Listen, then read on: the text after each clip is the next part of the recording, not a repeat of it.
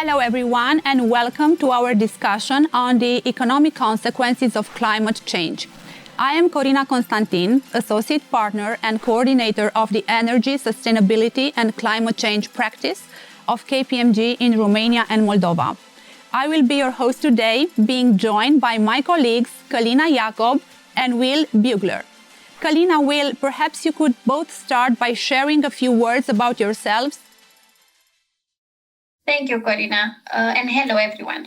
My work focuses on helping companies integrate climate and other emerging risks into their enterprise risk management frameworks.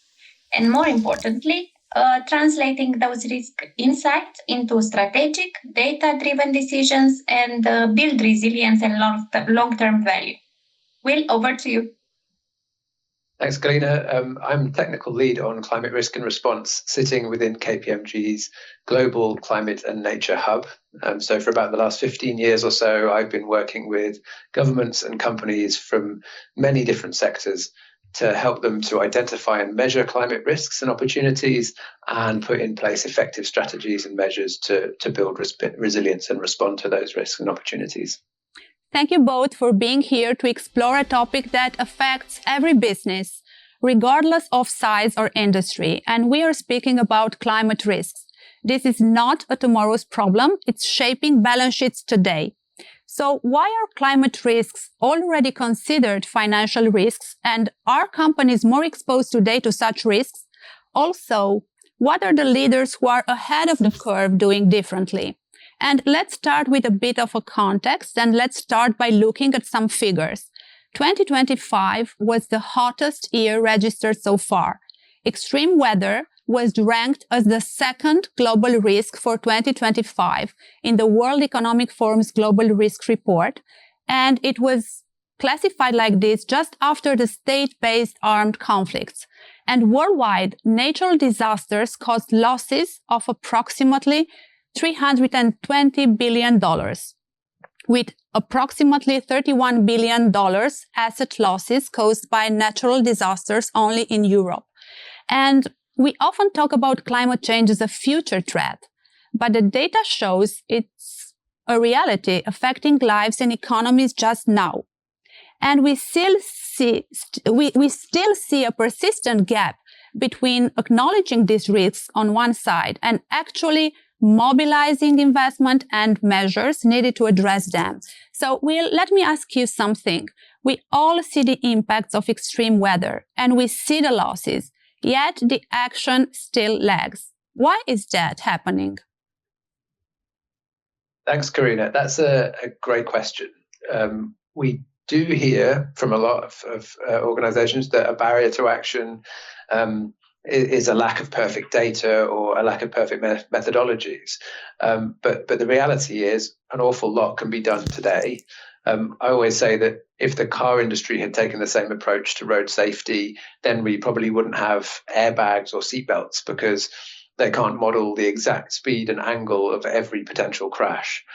The fact is that in the climate change sphere, we already know more than enough today in order to put the seatbelt on, as it were, and direct investment to effective adaptation responses. In my view, the real reason for the gap is more of a mindset issue.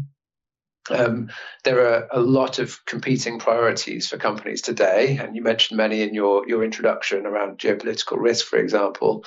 And many still view climate risk and adaptation purely as a compliance exercise and therefore a sunk cost. So they see it as filling out a disclosure form rather than protecting their balance sheet and driving long-term value and essentially remaining competitive. Another major issue is the blurred boundaries problem. So climate risk is systemic. A CEO might look at their own factory and say, this looks safe from flooding.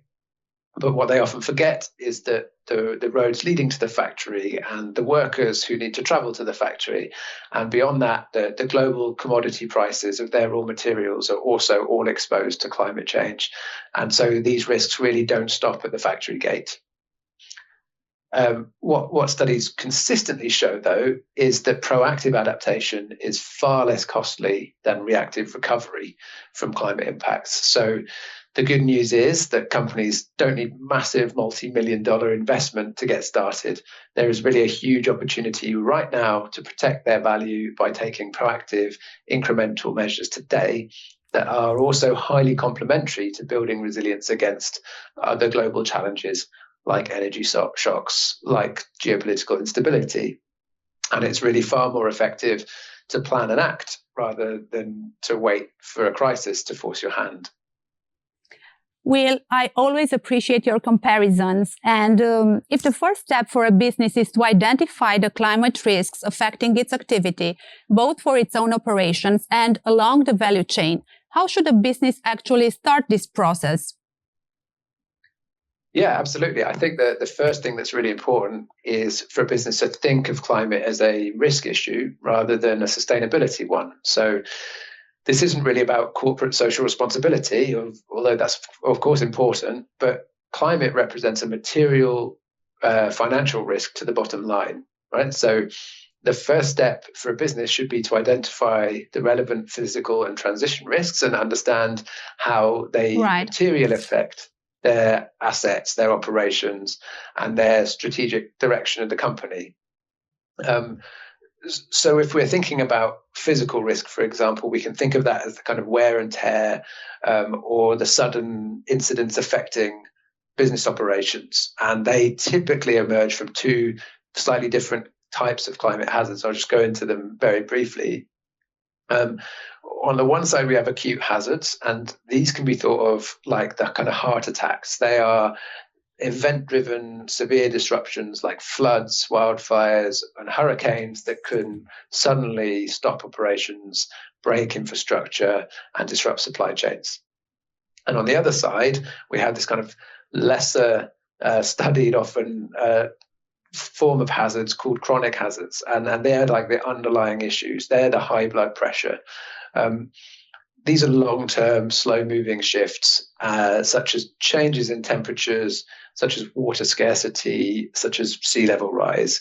And these can erode companies' margins slowly by, for example, increasing cooling costs or reducing worker productivity, or driving up costs of raw materials. But they can also cause really dramatic and sudden losses as well if those kind of chronic hazards cross important thresholds. So, for example, if the average temperature goes high enough to cross a threshold and cause crop failure, then you've got a very serious problem. So they're also typically far less accounted for in risk assessments, but they can really be very highly impactful. Ultimately, then, physical risks lead to asset write-downs, spiking insurance premiums, and sudden capex bills for repairs, for example. And on the other side of the risk equation, we have transition risks. And that's essentially the cost of change as the global economy moves towards decarbonisation and net zero. So these types of risks include carbon taxes, changing consumer preferences, and emerging new technologies. And transition risk is essentially the risk of becoming the next Blockbuster Video or Kodak. So if your business model relies on a really high carbon world and the market is shifting to a low carbon world, then there's a good likelihood that your products are going to become obsolete, and your company will be left with stranded assets in the forms of factories or plants that are over before their physical lifespan has finished. Thank you, Will. Again, a lot of understandable and relatable comparisons. And you provide a clear picture of what the climate risks are. However, even if we witness severe weather events constantly, and we already see the effects on people and business, there is still no congruent action to do something to mitigate these risks. And already in KPMG's 22 report that was called Big Shifts, Modest Steps, companies were seen to acknowledge that climate change represented a risk to the business, but reporting was rather extremely shallow and mostly disclosed just narrative information instead of quantitative financial data. So what do you think, Alina? While business leaders on one hand are increasingly viewing climate as a strategic risk issue rather than just a regulatory one, Is there still too much talk and too little action? Yes, there is still more talk than action, but the gap is finally closing because climate risk is becoming financially material. The biggest barrier remains urgency. Climate risks are well understood conceptually, but they still feel, less immediate than other business pressures. So the execution gap persists. That said, companies are moving beyond narrative disclosures. We increasingly see organizations quantifying their exposures at asset level, by geography, and across the supply chain.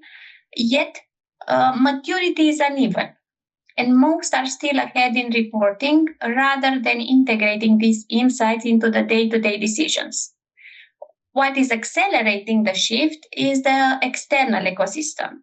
We see investors, lenders, insurers who are increasingly pricing both physical and transition risks into their decisions. In some sectors, companies with a higher exposure are facing differentiated financing conditions or insurance constraints. So yes, the gap exists, but the momentum is changing. Climate risk is no longer a compliance issue. It's becoming a business issue where inaction carries real financial cost. So how can companies look at these risks? Is it possible to evaluate climate risks as part of companies' general risk management processes? Yes. Companies can absolutely evaluate climate risks through their existing risk management frameworks. In fact, this is often the most practical and effective approach because it embeds climate into the way decisions are already made. The process mirrors traditional risk management. First, companies identify the physical and transition risks most relevant to their operations, whether that's extreme weather, regulatory shifts, or supply chain vulnerabilities. Next comes assessment and quantification. This involves analysis of how these risks could affect specific assets, regions, and operations, and actually estimating both operational and financial impacts. Many organizations now assess at the asset level exposure, considering specific hazards such as flooding, heat stress, or wildfire risk. These risks then need to be monitored continuously because exposure and vulnerability evolve over time. This ongoing monitoring supports the adaptation measures and strengthens resilience. However, climate risk does differ from traditional risks. Historical data alone is no longer enough because the drivers here are global, nonlinear, and extreme. So, local risks are generally shaped by global climate dynamics. This is why companies must combine historical data with forward-looking modeling and scenario analysis. This provides actionable insights and enables better strategic and financial decision-making across the whole business. Thank you, Kalina. So we don't actually start from nothing. Companies use their existing risk management systems and integrate climate risks evaluation into this system. However, for our clients, KPMG can identify over 70 climate hazards that can affect a single site. Also, there is not a single comprehensive standard for all climate matters, so a CEO may feel at least overwhelmed by the various frameworks like TCFD, ISSB, CSRD, and so on. So let's be practical. How can companies perform this assessment? First, let me tell you something about reporting and risk management and how they're different. So if the business was a race car, then risk management is the team in the garage, anticipating failures, adjusting the setup, and keeping the car in the race. ESG reporting is just the race report. So, like in Formula One, that team relies on data, modeling, precision. This is exactly where we support our clients. Even when clients don't have the necessary data, we bring the data, the tools, and the methodology to assess their exposure. And we follow a simple, practical three-step approach. Historical climate data to understand how risks have evolved over time, forward-looking climate scenarios and hazard modeling to assess how risks may intensify, asset-level location-specific analysis using specific coordinates or addresses to quantify the exposure at each asset. So companies don't need to start from scratch. We complement their existing risk management systems with both the data and the analytical framework. In other words, we help keep the car competitive, managing climate risk in real time, not just reporting after the race. Will, can you please share more specific details about KPMG's methodology? Yeah, absolutely, Kalina. So at KPMG, we use an end-to-end methodology that is grounded in high-quality climate data through our data partners such as CLIM Systems and Climata Technologies, as well as our own climate-conditioned economic models. Our approach is designed to be very flexible in its application, so it can work for high-level screening, disclosure-aligned assessments, or right the way through to kind of detailed asset-level operational planning projects. The key thing is to understand what the client wants to achieve as an outcome and ensure that the climate risk project is set up correctly to deliver the right information to support good decision making. What this means is working with the client to get a good understanding of their business, their operations, asset locations, the value chain, and identifying then how physical and transition climate risks impact their plans, their business. This can happen at a range of scales, from broad assessments of a company's exposure to climate risks across its entire operations for kind of enterprise level assessments, to detailed studies of the climate risk to a single factory that can inform planning around adaptation investment, for example. We look at the business, identify its vulnerabilities to a really wide range of climate hazards, and you mentioned 70 plus, I think, on the physical risk side, and then many transition risk drivers across different climate scenarios. Importantly, we're then able to quantify these vulnerabilities, expressing them in financial terms so that they can be prioritized and easily integrated into existing decision-making and risk management processes. From there, we also support clients to identify, prioritize, and finance the most appropriate adaptation responses. Those responses that can really deliver maximum value for the client. This is the culmination of the process, and it's also the point at which clients get a return on their investment in resilience planning. Some still see climate risk assessment as a compliance cost. However, KPMG suggests first mover adaptation often sees stronger mid to long-term returns. And Will, please be so kind. Can you please share a success story where identifying climate risks actually unlocked a market opportunity that was new for the company? Yeah, it's a great point. But when adaptation is done right, it stops being a defensive cost and can actually be a real P&L driver. And touching on what Kalina mentioned earlier around scrutinizing climate risks, these resilience investments can actually help to secure cheaper capital. So let me give you a couple of real-world examples. The first is about reducing operational costs. So if we look at Hong Kong-based Link Real Estate Investment Trust, they recognized their chronic and acute flood risk and decided to proactively invest in floodgates and improved drainage systems across their property portfolio. And by doing this, they were able to prove to their insurers that the potential losses were 10 to 20% lower. And as a direct result, they successfully negotiated an almost 12% cut in their insurance premiums year on year. That's great. And that's an immediate bottom line return on that investment. The second example is actually more about asset valuation. So a major investment fund recently looked at a solar farm in Italy that was facing increased risks from extreme heat and severe hailstorms. So instead of just accepting higher damages, they invested in an active cooling system and this kind of a protective polymer coating for the panels. And they didn't just measure the avoided losses, they actually found that the upgrades actively improved the energy output of the panels during these heat waves.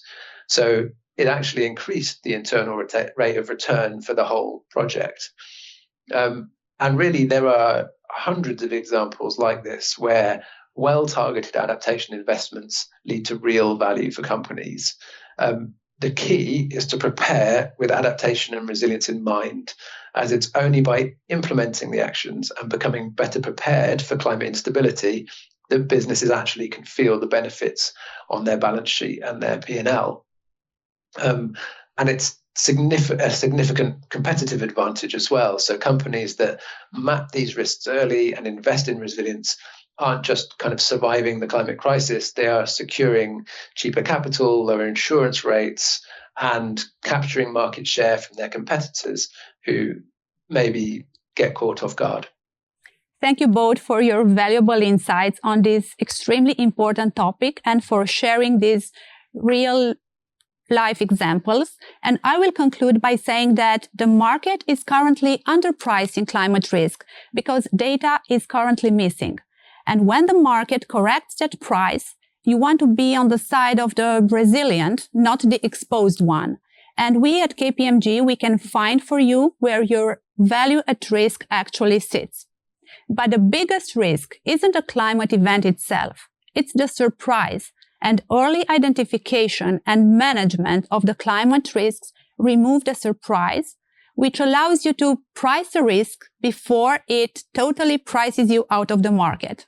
And with this, I will thank everyone who is watching us as well and see you all at our next event. Thank you so much.